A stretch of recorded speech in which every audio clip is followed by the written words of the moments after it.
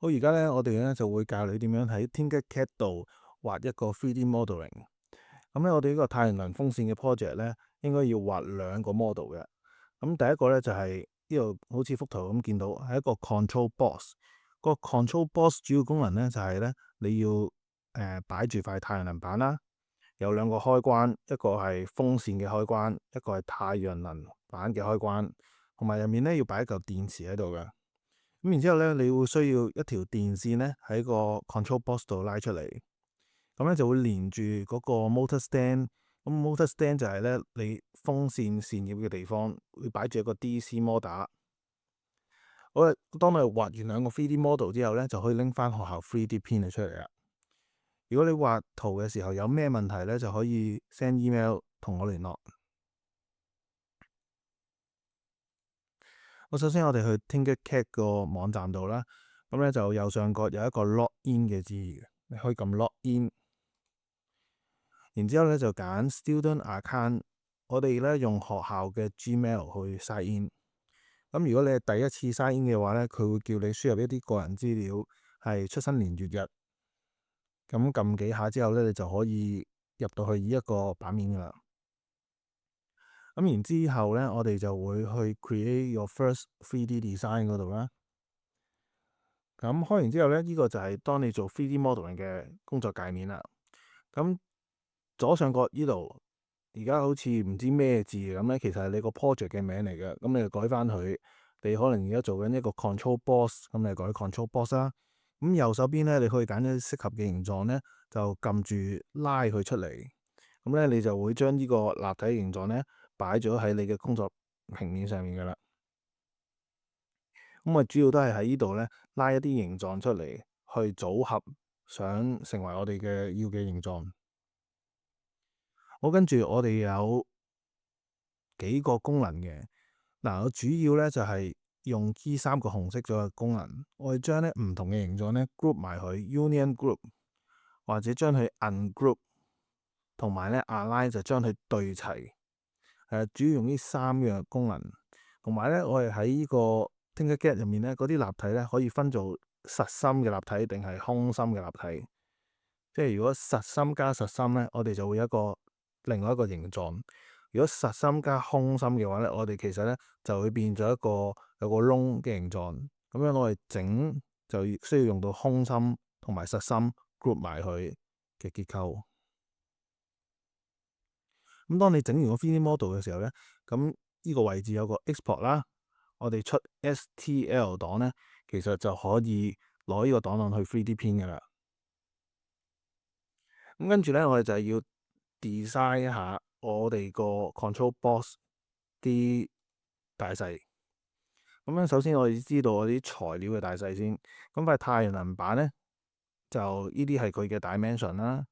咁咧我哋就將佢變成57.83，我當係58啦。98.06咧，我哋當98.3。2.7mm 厚咧，我哋就當3mm 厚。好啦，全部都攞多咗少少，鬆咗少少嘅。跟住個開關咧，12.35mm 同埋21.72mm。咁21.72mm，因為開關咧呢個上下呢個位置咧，佢會有個彈性嘅。咁咧我就計過做實驗試過咧，20mm 其實佢個彈性咧都係縮得到嘅。所以喺20mm 嘅時候咧，佢就足夠卡住嗰個開關喺個 3D print 嘅盒度。咁所以我哋就用呢個 dimension 當係一個開關。好，然之後就係個 DC motor。我哋度咗呢三個部分嘅銀色嘅部分咧，19.49嘅長度，闊就19.86，個高度就14.89。咁所以我要揾一個圈去笠住佢咧，我就當咗20啦、19.40啦同15.10，全部都係多咗少少0.2mm 度。係啊，因為我係唔可以太闊嘅，太闊佢就會鬆甩出嚟噶啦。咁我 design 我係諗住咧就係咁樣做嘅。點解個太陽能板要大少少咧？因為我想攝個太陽能板出嚟。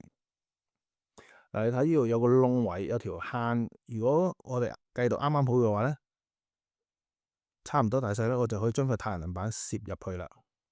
然之後個開關一個開關兩個開關，同埋後面有一個圓形咧，就係攞嚟走電線嘅。嗰啲電線咧就可以 connect 去個 motor stand 度。如果 motor stand 咧就我想三個部分組成啦，上面係一個窿攞嚟擺住個摩打，然之後有一條圓柱做嗰條棍，而個底嗰度咧又係另外一個圓柱體。咁我哋諗咧嘅時候，塊板咧太陽能板58mm，咧，咁跟住左同右都要留翻啲位置俾佢嘅。咁我今次咧我就留咗64減58，即係留咗6mm除翻2咧，就應該係左同右各3mm噶啦。係啊，左同右各3mm。好，然之後102.3同98.30咧，我預多咗4mm嘅空間。係啊，4mm嘅空間。然之後個高度咧，今次我就當佢25mm啦個盒。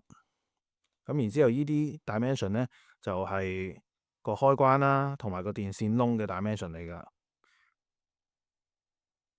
好，跟住就係我要 design 嗰個 motor stand。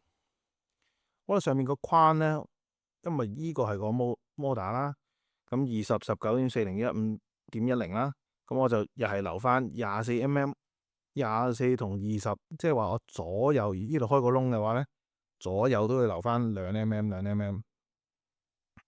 好啦，19.40呢度一樣嘅。然之後個高度咧，17.10同15.10咧，即係話我開咗窿上下留翻1mm，呢度開咗窿。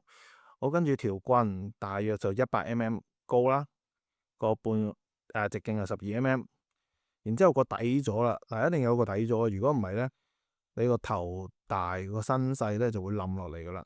所以我要 balance 翻去咧，令到個重心喺翻個底度咧，就要加翻個底座。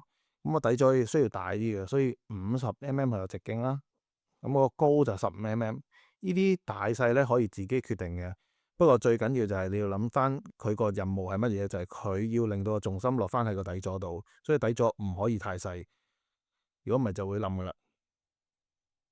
咁當你 design 好之後咧，我哋就可以去到下一個部分，就係點樣畫個幅圖啦。